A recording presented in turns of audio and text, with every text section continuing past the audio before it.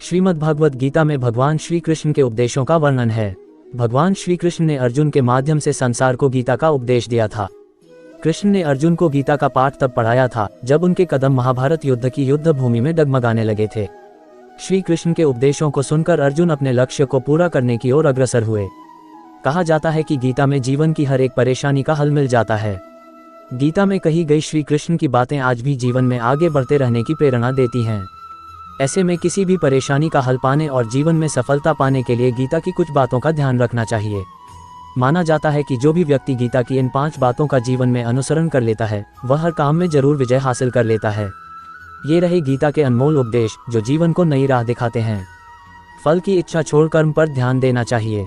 गीता में श्री कृष्ण ने कहा है कि मनुष्य को फल की इच्छा छोड़कर कर्म पर ध्यान देना चाहिए। मनुष्य जैसा कर्म करता है उसे फल भी उसी के अनुरूप मिलता है, इसलिए व्यक्ति को अच्छे कर्म करते रहना चाहिए।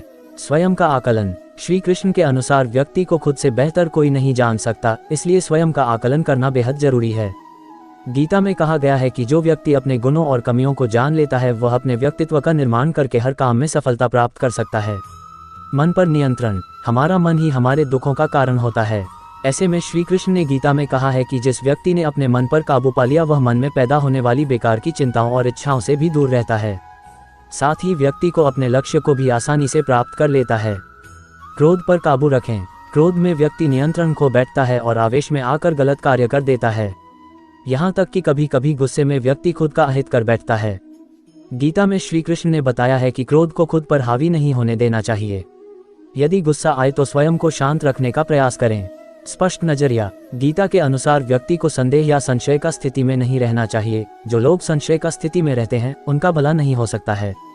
जीवन में स्पष्ट नजरिया होना चाहिए।